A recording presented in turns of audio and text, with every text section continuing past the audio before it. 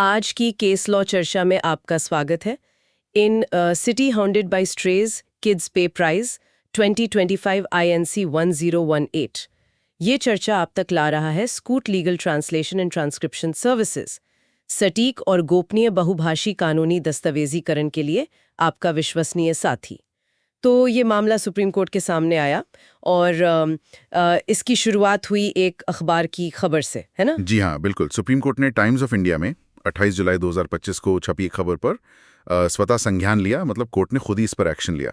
और खबर का टाइटल था city hounded by strays kids pay price. हाँ, और इसमें दिल्ली की एक 6 साल की बच्ची की कुत्ते के काटने के बाद रेबीज से मौत का वो बहुत दुखद मामला था।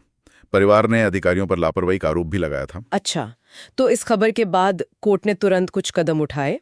जी, 11 अगस्त 2025 को 2 जजों की बेंच ने दिल्ली और NCR मतलब गाजियाबाद, नोएडा, फरीदाबाद, गुरुग्राम इनके अधिकारियों को काफी कड़े निर्देश दिए। क्या थे वो शुरुआती निर्देश? कोर्ट का आदेश था कि सारे आवारा कुत्तों को तुरंत पकड़ा जाए, उन्हें शेल्टर होम्स में रखा जाए, उनकी नसबंदी, डीवर्मिंग और टीकाकरण किया जाए। और सबसे अहम बात ये थी कि उन्हें किसी भी हालत में वापस सड़कों पर नहीं छोड़ना था। अधिकारियों को 8 हफ्ते का समय दिया गया शेल्टर बनाने और रिपोर्ट देने के लिए। और अगर कोई इसमें बाधा डाले तो उन पर कोर्ट की अवमानना मतलब कंटेम्प्ट ऑफ कोर्ट की कार्रवाई होगी। साफ तौर पर उद्देश्य था नागरिकों की सुरक्षा, खासकर बच्चों और बुजुर्गों की। लेकिन फिर मामला उलझ गया, जैसा अक्सर होता है। पशु प्रेमी और संगठन कोर्ट पहुंच गए। हाँ बिल्कुल, और यहीं से मुख्य कानूनी विवाद शुरू हुआ। क्या था वो मुख्य मुद्दा? सवाल ये उठा कि क्या आवारा कुत्तों को सड़कों पर रहने का हक है, खासकर तब जब उनकी वजह से नागरिकों की सुरक्षा को खतरा हो, जैसे रेबीज का डर। तो ये केस एक तरह से एनिमल बर्थ कंट्रोल रूल्स 2023 जो कुत्तों की आबादी नियंत्रण के लिए हैं, और दूसरी तरफ नागरिकों के जीवन और सुरक्षा के मौलिक अधिकार यानी आर्टिकल 21, इनके बीच संतुलन बनाने की कोशिश है। अच्छा, तो पशु प्रेमियों ने क्या दलीलें दी? उनकी क्या चिंताएं थीं? उनकी कई मुख्य दलीलें थीं। पहली कि जो 11 अगस्त का आदेश है वो ABC रूल्स के नियम 11-19 का उल्लंघन है। अच्छा, वो नियम क्या कहता है? वो नियम कहता है कि नसबंदी और टीकाकरण के बाद कुत्तों को उसी इलाके में वापस छोड़ना चाहिए जहां से उन्हें पकड़ा गया था। इसके पीछे मतलब वैज्ञानिक कारण भी हैं? जैसे कुत्ते अपने इलाके को पहचानते हैं, बाहरी कुत्तों को आने से रोकते हैं, आबादी नियंत्रण में मदद मिलती है, शेल्टर पर बोझ कम होता है। और दूसरी दलीलें? दूसरी, उन्होंने कहा कि जो लोग कुत्तों को खिलाते हैं मतलब पशु प्रेमी, उन्हें परेशान किया जा रहा है, उन पर मुकदमे की धमकियां मिल रही हैं। तीसरा कि कंटेम्प्ट की धमकी अभिव्यक्ति की स्वतंत्रता यानी आर्टिकल 19 का हनन है। और एक बहुत प्रैक्टिकल बात भी उठाई उन्होंने। वो क्या थी? कि दिल्ली NCR में लाखों कुत्ते हैं और नगर निगमों के पास ना तो इतने शेल्टर हैं, न संसाधन, न कर्मचारी की सबको स्थायी रूप से रख सकें। तो डर था कि पकड़े गए कुत्तों का क्या होगा? हाँ, डर था कि कहीं उन्हें मार न दिया जाए। उन्होंने ये भी कहा कि करीब 700 कुत्ते तो पहले ही उठाए जा चुके हैं और उनका कुछ पता नहीं है। ये तो गंभीर आरोप थे। अच्छा, दूसरी तरफ सरकार का क्या कहना था? दिल्ली सरकार की तरफ से सॉलिसिटर जनरल ने क्या पक्ष रखा? सॉलिसिटर जनरल ने माना कि कुत्ते काटने की घटनाएं रोकने और टीकाकरण के उपाय हो रहे हैं, लेकिन कुत्तों की आबादी इतनी ज्यादा है कि ये काम बहुत मुश्किल है। उन्होंने कहा कि वो नागरिकों को खासकर आक्रामक और रेबीज वाले कुत्तों से बचाने के लिए 11 अगस्त के आदेश का पालन करना चाहते हैं। उन्होंने कुछ आंकड़े भी दिए। जी, 2024 के आंकड़ों का हवाला दिया कि भारत में करीब 37 लाख कुत्ते काटने की घटनाएं हुई और कई मौतें भी। बाप रे। उनका तर्क था कि सिर्फ नसबंदी काफी नहीं है, क्योंकि आक्रामक कुत्ते तो टीका लगने के बाद भी हमला कर सकते हैं। तो उनके हिसाब से 11 अगस्त का आदेश जरूरी था? हाँ, उनका कहना था कि ये आर्टिकल 21 यानी जीवन के अधिकार की रक्षा के लिए एक जरूरी अंतरिम उपाय है और ये कानूनी ढांचे के खिलाफ नहीं है। तो ये थे दोनों पक्षों के तर्क। फिर मामला 3 जजों की बेंच के पास गया।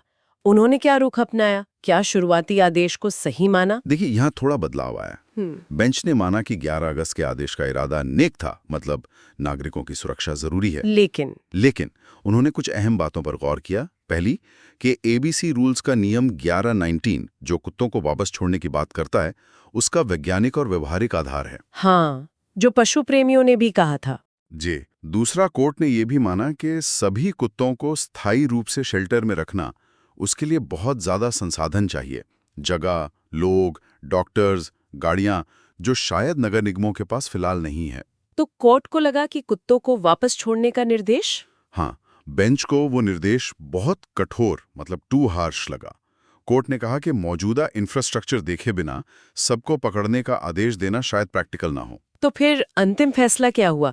क्या 11 अगस्त का आदेश रद्द हो गया? नहीं, पूरी तरह रद्द नहीं किया। उसमें संशोधन और स्पष्टीकरण दिए। कोर्ट ने कहा कि कुत्तों को पकड़ने और शेल्टर बनाने का काम तो जारी रहेगा, लेकिन पकड़े गए कुत्तों को नसबंदी, डीवर्मिंग, टीकाकरण के बाद वापस उसी इलाके में छोड़ा जाएगा। हालांकि इस निर्देश के अमल को फिलहाल स्थगित रखा है, मतलब कैप्टन अबेयंस। अभी वापस छोड़ने पर रोक जारी है जब तक कोर्ट आगे न कहे। अच्छा, मतलब अभी भी वापस नहीं छोड़े जाएंगे? फिलहाल नहीं, जब तक कोर्ट अगला आदेश ना दे।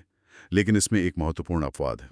वो क्या है? रेबीज संक्रमित या जिन पर शक हो या जो बहुत आक्रामक कुत्ते हों, उन्हें वापस नहीं छोड़ा जाएगा, उन्हें अलग रखा जाएगा। ठीक है। और कुत्तों को खिलाने के बारे में कुछ कहा? हाँ, कहा कि हर वार्ड में कुत्तों को खिलाने के लिए डेडिकेटेड जगह बनाई जाएं।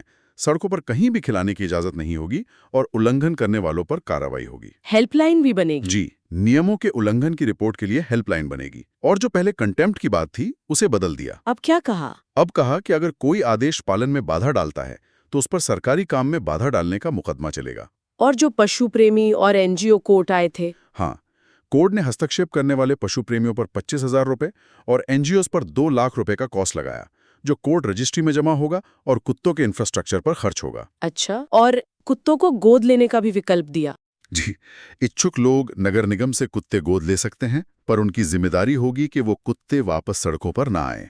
और नगर निगमों को निर्देश दिया है कि वो अपने संसाधनों पर हलफनामा दें। और एक अहम बात, कोर्ट ने इस मामले का दायरा भी बढ़ाया है, सही कहा मैंने? बिल्कुल, और ये बहुत महत्वपूर्ण कदम है। कोर्ट ने माना कि ये मुद्दा सिर्फ दिल्ली एनसीआर का नहीं है, ये पूरे देश की समस्या है। तो अब क्या होगा? अब सभी राज्यों और केंद्र शासित प्रदेशों को इस मामले में पार्टी बनाया गया है। उनसे एबीसी नियमों के पालन पर जानकारी मांगी गई है। और जो हाई कोर्ट में मामले चल रहे थे? हाँ, देश भर के अलग अलग हाई कोर्ट में जो इसी तरह के मामले पेंडिंग थे, उन सबको सुप्रीम कोर्ट में ट्रांसफर करने का आदेश दिया है ताकि एक साथ सुनवाई हो सके। तो मतलब ये फैसला आगे चलकर पूरे भारत में आवारा कुत्तों के मैनेजमेंट और इंसान जानवर संघर्ष को बैलेंस करने के लिए एक अहम नजीर बन सकता है? जी बिल्कुल, ये संतुलन साधने की एक गंभीर कोशिश है। पर सोचने वाली बात यह है कि जमीनी हकीकत में खासकर संसाधनों की कमी और अलग-अलग समूहों के विचारों को देखते हुए इन निर्देशों को लागू करना कितना चुनौतीपूर्ण होगा। आज की केस लॉ चर्चा आप तक लाई स्कूट legal translation and transcription services, practicing वकीलों के लिए बहुभाषी कानूनी दस्तावेजीकरण में विश्वसनीय विशेषज्ञ। जब कभी आपको कानूनी अनुवाद या ट्रांसक्रिप्शन की जरूरत हो, स्कूट लीगल आपका साथी है।